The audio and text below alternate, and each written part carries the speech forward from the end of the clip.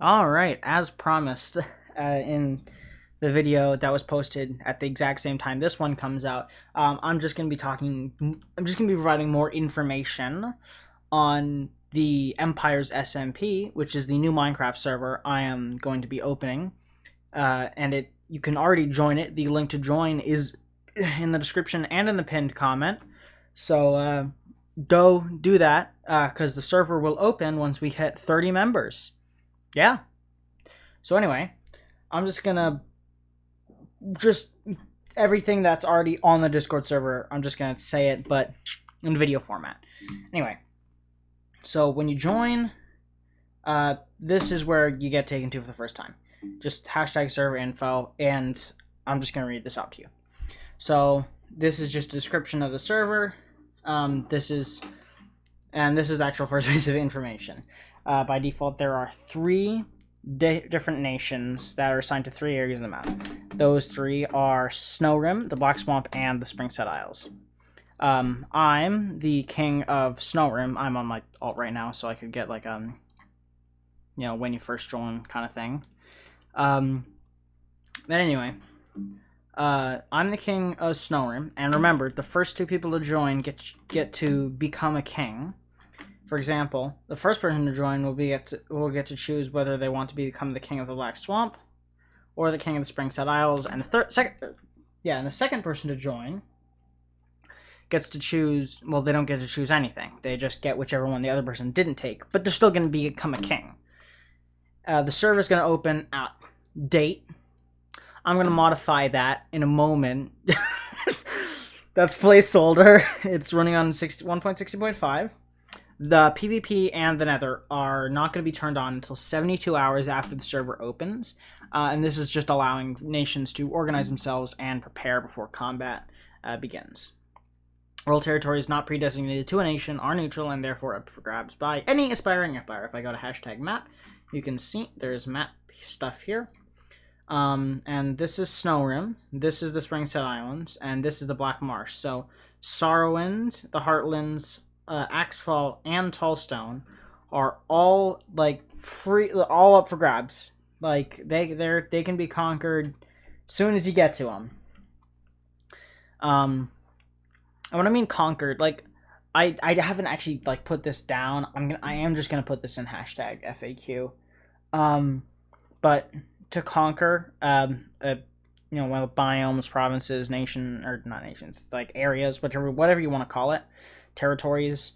Pretty much you just have to, it's kind of subjective, really, because like it's not like an official thing. Because by default, the Black Swamp has full control over the Black Swamp area, and Snow Rim has full control over the Snow Rim area, and the Springset Isles have full control over the Springset Islands.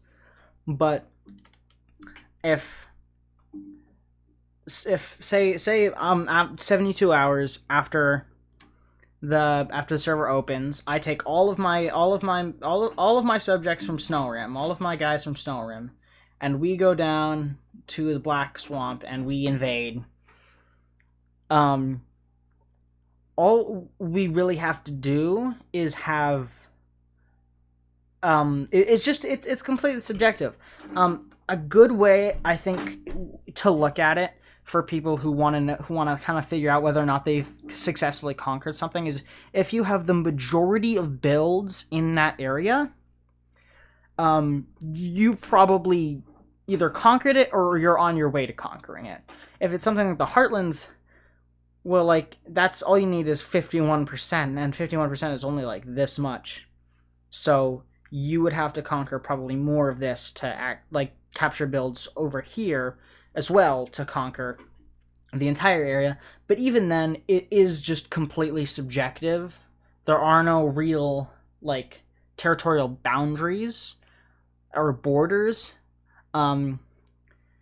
There can be if a nation decides to specifically set up, maybe, I mean, Snow Rim kind of has a natural barrier, but say my guys at Snow Rim, we come over and we conquer all of Tallstone.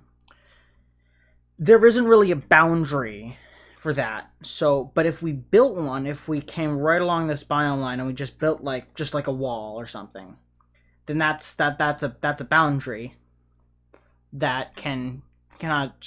So I'd recommend that if you conquer a nation, or not even a nation, just any general area, build walls to, or even just like mark flags in like a flag here, a flag here, a flag here, a flag here, a flag here, a flag here, a flag here, to like mark your territory.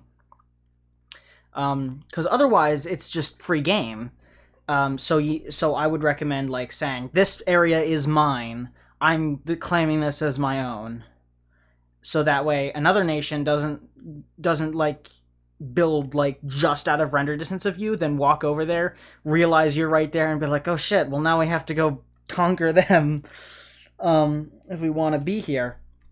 But if they go over there and they see one of your flags, then they'll be like, oh, okay, let's build slightly farther back. Or they could say, okay, well then let's invade and try to take over this area instead of moving back. We could try and take over this area, and then it's warfare.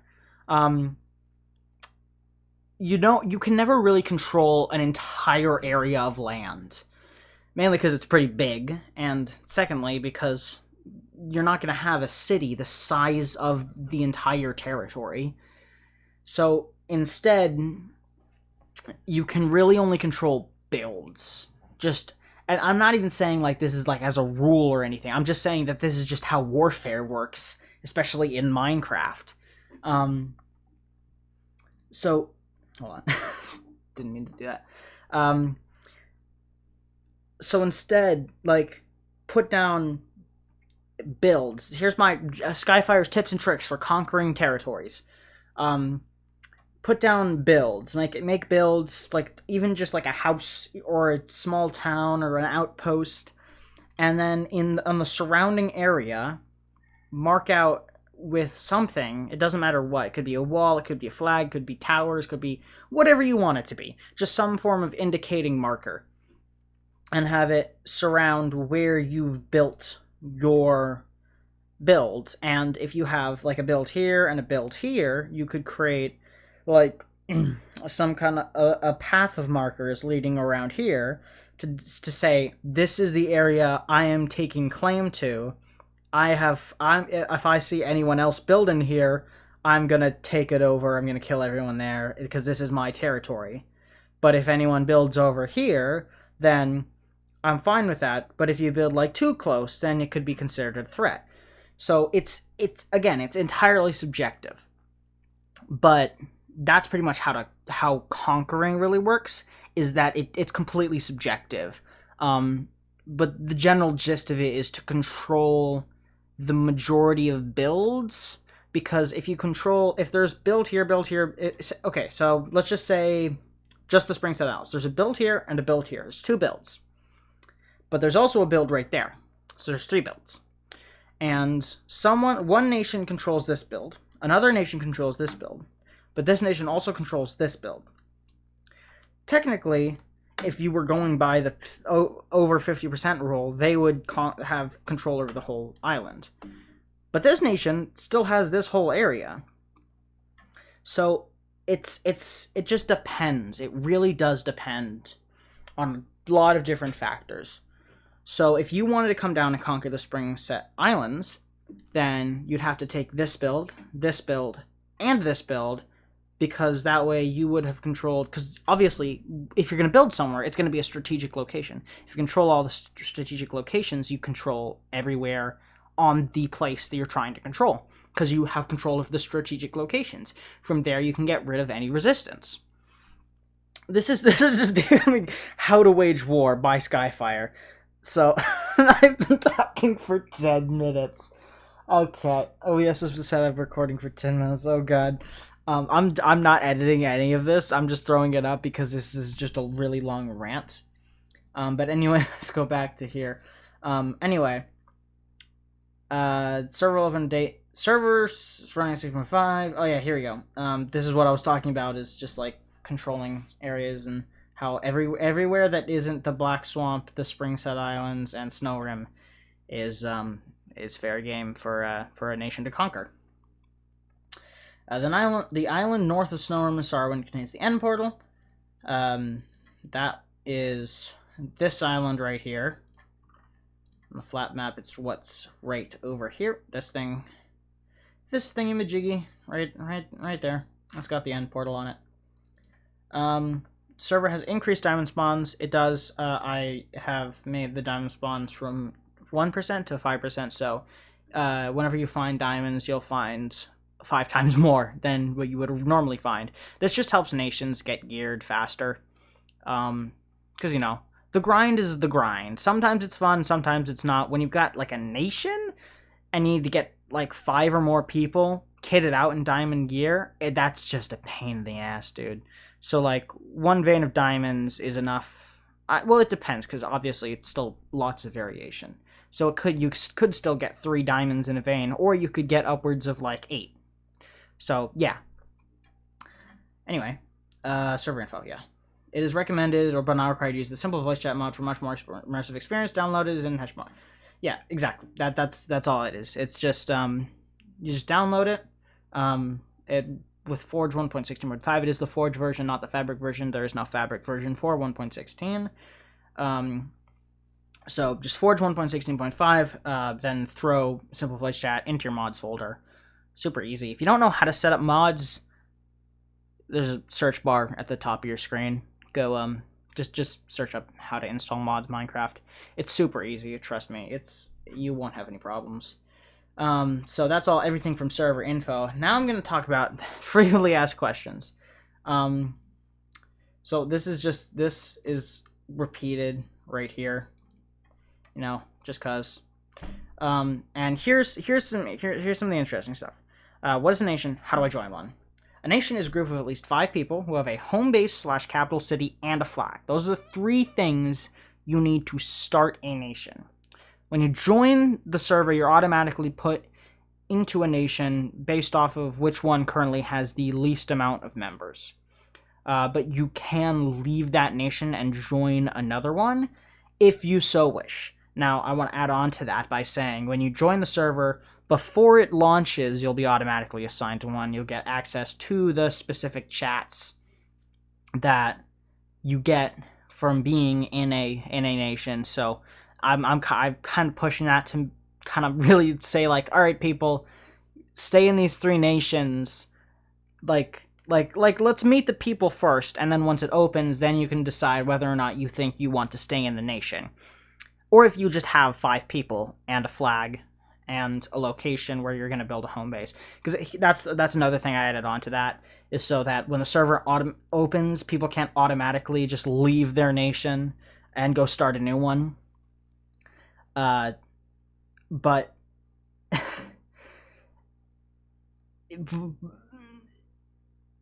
okay, I just completely lost my entire train of thought. Hold on. Right, yeah. So it pretty much, you have to wait for, like, a base to be built to start the nation. So then people stay in their nations for at least, like, a day or 2 before new nations start popping up. So it just makes for a more easy experience with the first 3 nations. I'm just recommending that people stay in those instead of automatically going off into a bunch of splinter cells. I'd be fine with that as well, but it's just a lot simpler. And, like, I mean, hey, if we start with 30 people or maybe even more, that's 10 people in one group. I mean, how often do you play with 10 people in one group? I mean, yeah. Anyway, that is how you start a nation. Is you have to have a flag, 5 people, and a home base. You're automatically put in a nation. You don't have to be part of a nation, is one thing I want to add. You can become unaffiliated with all nations, and you can join or start a group of bandits, rebels, mercenaries, whatever you want. The only stipulation to that is that if you're not part of a nation, you have to be part of at least one affiliate group. There's no solo play on the server. I really want to encourage teamwork as much as possible, to the point of literally requiring it. Even if you just have to be part of it, you don't necessarily have to, like, always be engaged with the activities of your group or nation, but you just have to be part of it.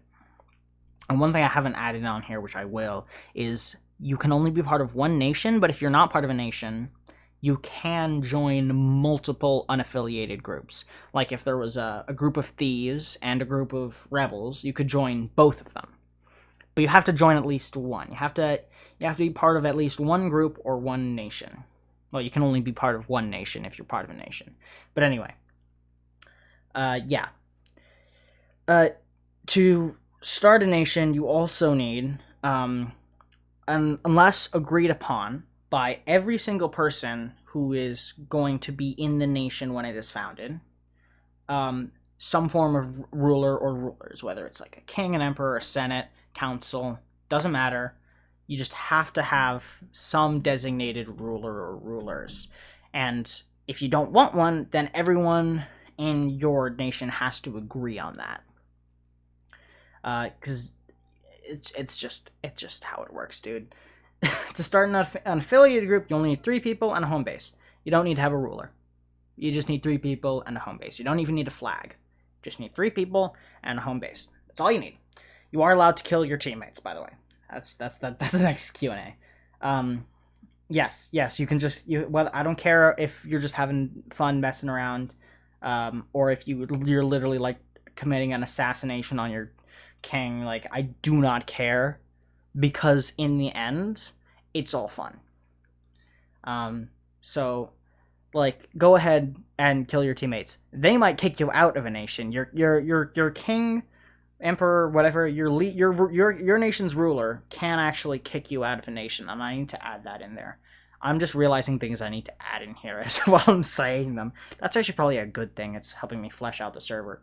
But anyway, your king, ruler, senate, Emperor Palpatine, whoever it is, they can kick you out of a nation at their discretion. Yeah, that's it. To capture another nation's build, which is something mentioned in server rules, which I'm going to go over because they're really short. No cheating, obvious. No spawn camping, very obvious. You just can't spawn camp people. And you cannot grief on the server. You cannot grief other people's builds. But you can capture other nations' builds. And that's what this part of the FAQ is about. All you have to do to capture a build, because, listen, I do like griefing stuff, but this is like a majorly immersion kind of experience. And yes, I guess in this sort of scenario, there would be a lot of people burning stuff down, but like in the end, I mean, I tried messing around with a rule where you could grief, but you could only destroy blocks and not place them, and I was just like, that's just too complicated, because like, and I mean, either way, TNT and fire spread are disabled, but like, in the end, I was just like, just no griefing's a much easier and much simpler to understand rule. So instead, you can capture builds. So and all you have to do is break the beds in the build. All the beds in the build, and then kill everyone who's in it. Except for your teammates. You don't have to kill your teammates. You just have to kill everyone in the nation that controls that build. Or their allies. So it's pretty simple. Like, once you have control over a build, well, then you have control over it. You own it. It's your build. You can like hang your flags outside of it, say, this is mine now. So that just makes for kind of it allows for builds to just exist without the fear of just fucking exploding at any second. And one thing is that if you go you can offline capture other nations' builds. You can log on, and if the people there aren't online, well, I mean, hey, they're not defending their build. I mean, you gotta go in. You can go in. You can go take over the place. I mean, there's nothing wrong with it. But remember, when they log back on, they're gonna be like, oh, hey, some random guy from a different nation just broke all our beds and tried to capture us, because they're gonna log on and still be there. And so they could just take it right back. So it's definitely, I think, recommended strategically to take a group with you to fully control it while they're online, so that way you can clear them out of the building and control it at the same time. So that means that they're gone and they can't come back. Well, they can come back, but they can't, like, it'll take them a while because they'll have to come from the nearest build over or wherever the respawn point is, which will be just the central area of the Heartlands. That's the main spawn point for everyone. And yeah, that's actually why I included the no spawn camping rule, is so that people couldn't be like, just couldn't go capture bases, and then when they killed people after breaking their beds, they'd show up at the central little island area in the Heartlands and then just kill them repeatedly to stop them from going back to the base, but until they had fully controlled it, because that's just a dick move. So that's why that rule's not in place. So no spawn camping. By spawn camping, like, it is kind of subjective. Like, if you just see like some random person who like just spawned and he's like walking back to his nation, I wouldn't recommend killing him, but you can if you want. But if he comes back again and then you kill him again and then he comes back again and he's just trying to get back to his nation and he has nothing on him, that I'd consider that spawn camping, because at that point you're just repeatedly killing him as he's respawning and trying to get back to his base. So it's a bit subjective. So, like, you know, it's just the repeated aspect of it that I don't allow. And the last one, and this is the one, I swear to God, I was like, when I was thinking of this, I was like, I should make like lore for this, because that would be cool. And then I was like, you know what? I'm not gonna do that. No, there is no lore. There's no story. There's no scripted anything. There's no nothing. I just, I was like, no, I'm not doing that. I'm just not doing that. If there's gonna be a story, it's gonna be the story of the players, of the nations. The whole thing is revolved.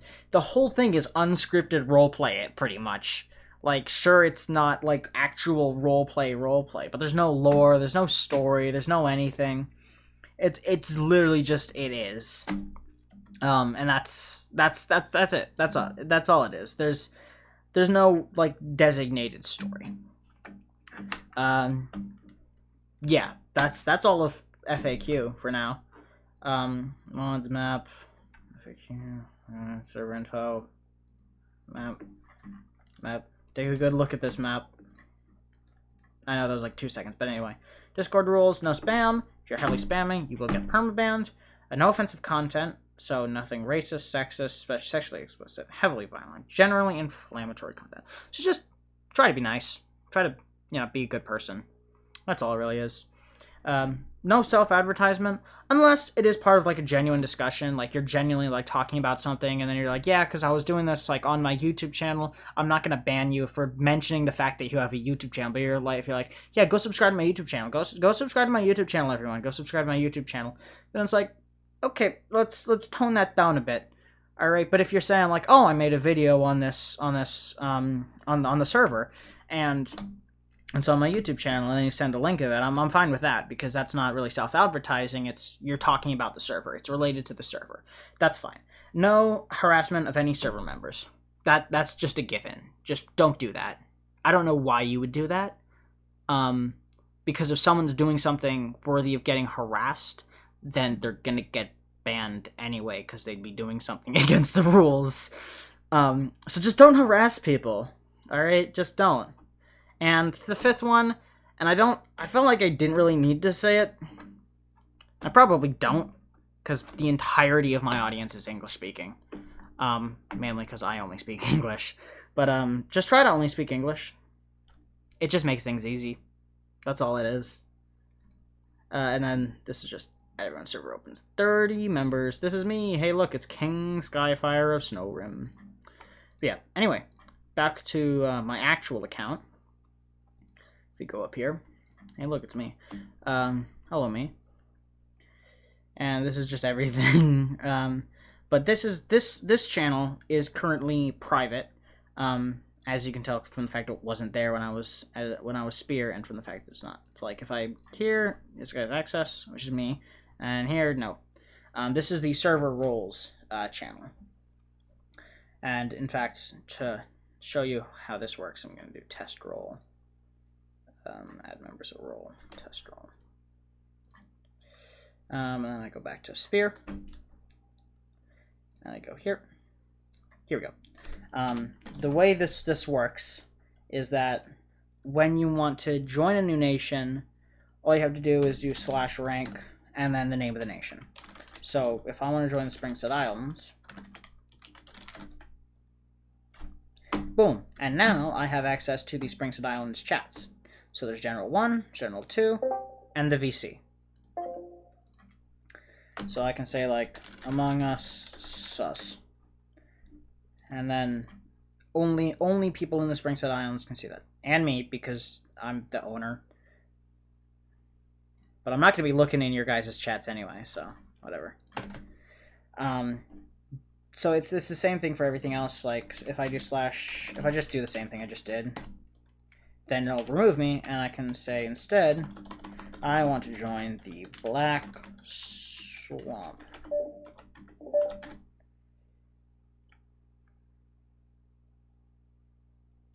I can do that again, and then I don't have access to the Black Swamp, because yeah, oh, okay. Oop, okay, shut up. Yep, so now I have access to the Black Swamp channels. And now I don't. Or if I wanted to join Snow Room, I think you get the gist by now. But hey, look, it's...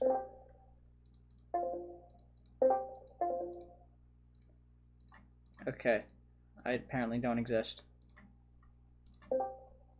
But yeah.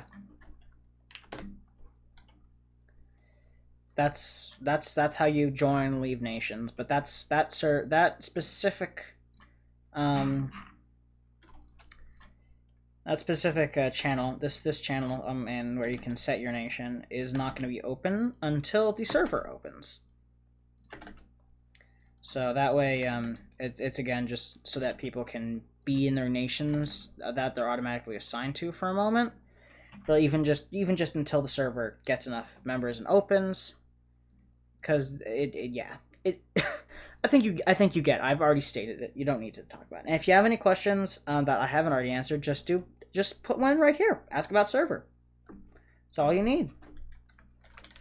Ask me anything about the server. That's all I gotta do. And hey, look, it's King Skyrim of Snowrim. That's me. Skyrim of Snowrim. Skyfire of Snowrim. This is gonna be I'm gonna have a hard time with that. But anyway, yep. So these are all the chats, and that's how that works. Now, if I actually go onto the server, don't mind me. Okay, yeah, that's just Adobe Premiere. And that's the game I pirated. Yes, this is literally a look at this. Hold on. This is kind of off topic, but I really want to show this. Just cuz like I really want to show this. And look, it's so scuffed on OBS. But this is a 22-year-old game. Jurassic Park Operation Genesis. I find this incredibly amusing. The fact that it was it was on an abandonware site, so I just downloaded it. But yeah, 22-year-old game. I definitely didn't pirate. Don't come at me for that. Why do these two have the same backgrounds? Where'd the background on this go? Okay. Oh yeah, and I have you guys need to tell me in the comments whether you like this. Oh, okay, never mind. Whether you like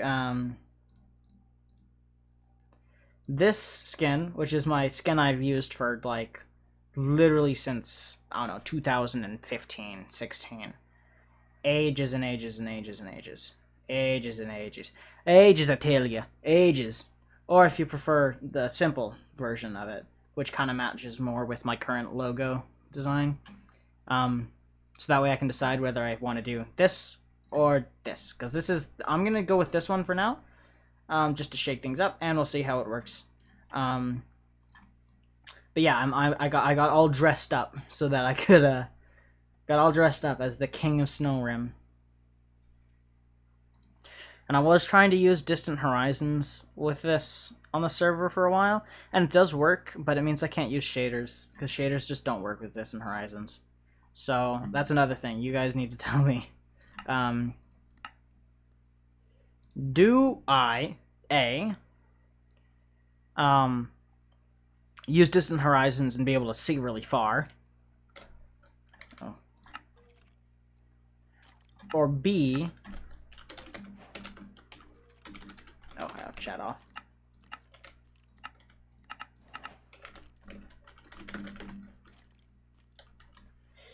Why is this in my offhand?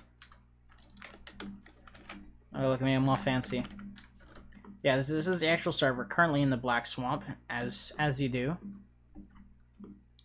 Don't mind the fact I'm going through my speakers right now. I'm just kind of chilling without my headphones plugged in as I record this. Where am I going? East. Okay, I'm not supposed to be going east.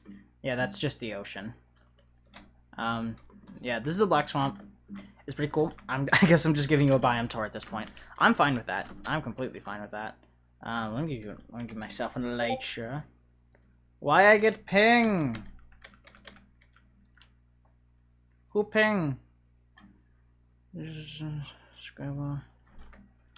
Cool. Yeah, alright, cool, Matt. Oh, the game crashed.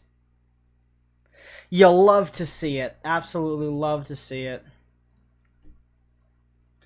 Oh god, is it doing the stupid thing where it breaks whenever I have OBS open and then try to alt-tab? Probably. Hope not, though. I'll double-check that. I'll figure that out later, at a later time. Okay, well, apparently Matt unlocked the warp scroll for the deep cavern in Skyblock. Wowza. Congratulations. Yeah, don't mind the Kappa Sigma. That's some interesting. Okay, is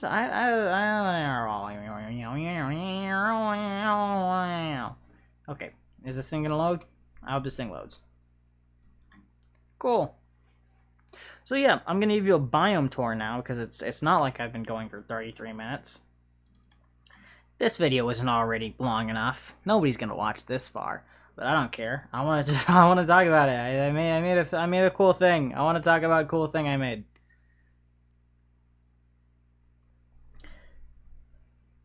Yo, let's go. Firework launch. Oh, come on. This is the this is the Black Swamp. It's a swamp. And it's got jungle trees and it's got oak trees. So, yeah, that's that. And then if you go north, here we are. We are in Sorrowwind. Sorrowwind. Hello, Sorrowwind. This is definitely not Morrowind. And we definitely didn't just leave the Black Marsh. It's definitely not.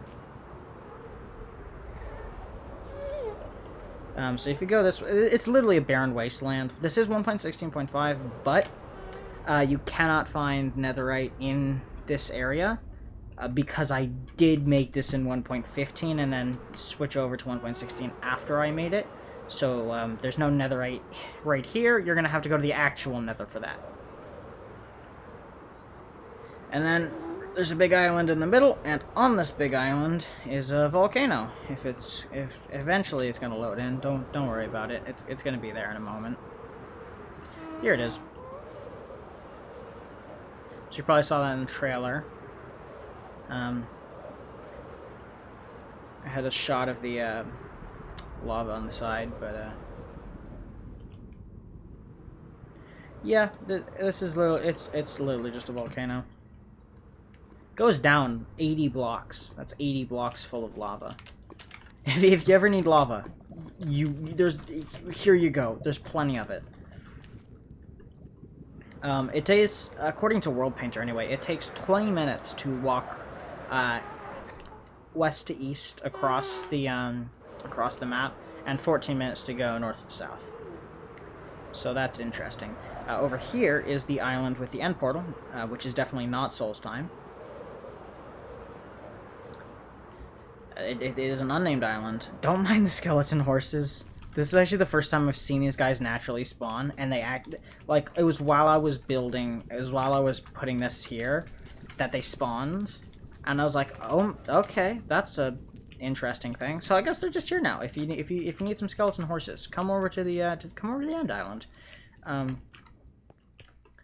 Yeah, that's all there is. It's literally just the end portal. It's there at the top of here. You can actually walk here all the way from you can walk here from Snowrim.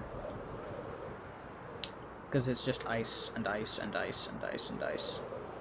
Which I guess you could say gives Snowrim an advantage, but like I've tried to make it so the all three of the default nations have their own advantages. For example, Snowrim is easily defensible and has access to the end island, the end portal island. But also the Springset Islands is incredibly easily defensible because it's an island. Islands are super easy to defend. If you've ever tried to attack an island, you would know. I don't know anyone watching who has attacked an island, but if you've attacked an island, I do not know why you're watching me, but apparently you are. Congratulations. But it's pretty hard to attack and like fully conquer islands just because of the fact that they're not connected to the mainland, so it's a pain in the ass to get there in the first place. And it gives the conquered nation, or the nation that's going to be conquered anyway, enough time to react and like, oh, okay, yeah, no, all right, they're coming. Set up the defenses. But anyway, this is the big mountain in the middle of Snowrim, and the Black Marsh's advantage is that it's right next to the Heartlands and Sorrowland, so that's its only advantage. It's just really easy to get from the Black Marsh to the two probably most helpful areas. If you're wondering why I'm including Sorrowland as one of the most helpful areas, that would be because you would be surprised how helpful I think Sorrowland is going to be. I feel like a lot of people are going to underestimate it and just never go there. But like, hey, I'm the king of Snowrim, and I'm giving you like an easy way to get into an easy way to get into my country, into my nation. All right, like, all you got to do it's literally, it's super easy. You just, yes, that's all you got to do. You just gotta go through Sorrowland, climb one mountain, and then you're in Snowrim. Well, I guess we're fucked. So Sorrowland's, or I could, hey, Black Marsh guys, hey, look out, because I might just go over there. I might just walk through Sorrowland and go invade the Black Swamp. Huh? Anyway, this is High Rock. Wait, no, sorry, not High Rock. This is Tall Stone. Yes, Tall Stone. Definitely not High Rock. Tall Stone. Definitely. Why is there sand here? Okay, whatever. What? Wait, what? Wait, why is there sand here? Oh, that's not sand. That's white terracotta. I'm just stupid. Anyway. Alright, this is Tall Stone. It's literally just a mesa. Because you gotta get terracotta somehow. Yeah, the only wood I couldn't really find a way to fit in here, into this map, was dark oak. So my solution to that is if anyone wants dark oak, I'm just gonna like /give whoever, if anyone wants some dark oak wood, I'll just /give you a stack of saplings. It's like, I mean, that's really all I can do. I feel like none of the biomes would really fit it. I mean, the Black Swamp has jungle, birch and oak are in the Heartlands, and even there is even like a couple jungle trees in the Heartlands. But either way, there's just why is there just a patch of sand here? Okay, that's triggering me. It's too late to fix it now, though, because I've already, like, done everything on the map, so the map's done. I can't, like, change it now. I also really like the shader pack I'm using. It's called Complementary Shaders. It's so nice. And it runs really well, too. Like, normally shaders run like ass for me. And I have a 1660 and an i7, so... I mean, 1660 not really helping that much because it's very processor dependent Minecraft. Who cares? Anyway, what I've been flying over this whole time is Axfall. It's just a desert. There's nothing of interest here, but it's a desert, so, I mean, get your cacti. And your red sand. Yep, that's right. There's no actual desert here. It's not a real desert. It's a fake desert. I know, it's shocking you all. It's red sand. Wait a minute. Hold on. Furnace. Coal.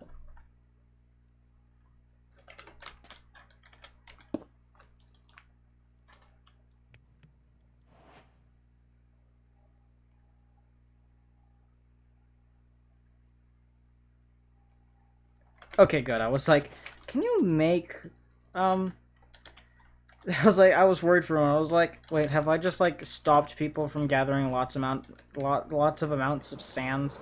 Have I just stopped people from, like, having glass? But no, thankfully I have not. Plus there's huge beaches over here, so. Either way, this is the Heartlands. We've got trees. Yeah, wood. And trees. These are a lot of trees. There's some small trees, and then there's a lot of small trees, and then quite a few big trees. There's even some really big trees. Some big boys. Some ginormous guys. And whatever the hell this is. There's some big trees, and then there's a bunch of small trees. But yeah. This is the Heartlands. It's just a bunch of trees, and sometimes not trees, and sometimes no leaves. I didn't even know that tree was there, but it is. Yeah, it's just trees. And it's just trees and plains. That's all this is. It's pretty nice. It's like about half of the on the map, which I'll throw up on screen, is like you can see like about half of the eastern half pretty much of the Heartlands doesn't have any trees on it, and that's just because it's easier to do that. It's easier to have like because you gotta have plains, and I don't mind the slimes, by the way. They're just there.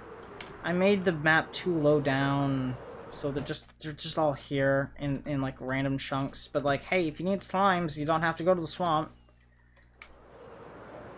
And I was gonna make like a thing. I was just gonna put up a command block that would automatically kill any slime that spawned, and then I was like, that's a bad idea, because like people need slimes. What about sticky pistons? What about those? Like, huh? What's going on here? And I'm not smart enough to be able to figure any of that out. Either way. Yeah, this is the central line. This is where everyone's gonna spawn. It's pretty uninteresting island. It's just kind of there. Yeah. And then there's one more place we need to go, which is to southwest. Yes, southwest. It is southwest we need to go to, because that is where the Springset Islands are.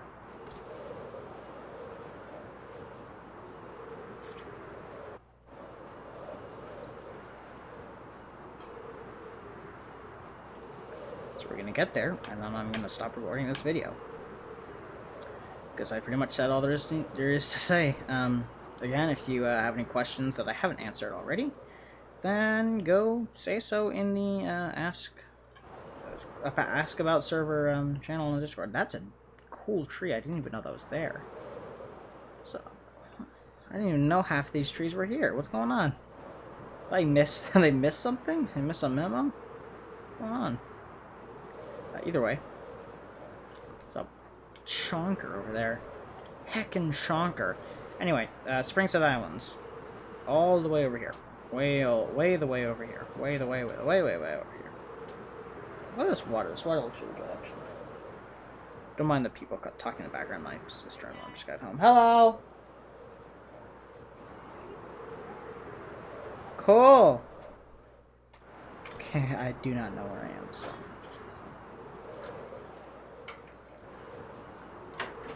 Is this the end? Is this? Okay, yep, that's the end of the world. Is it this way? I'm lost. Okay, cool. I know. I have no idea where I am. I'm literally just floating over open ocean. Ooh, okay. Yep. Okay, I'm completely lost. If you want to see the Springset Islands, I guess you're just gonna join the server because I have no idea where they went. They have disappeared. Come on, come on, come on. Let me get to the hole. Yeah. It's pretty much just this, but on an island. That's all it is. That's all the Springset Islands are. So yeah. Thanks for watching, and I'll see you later. Alligator.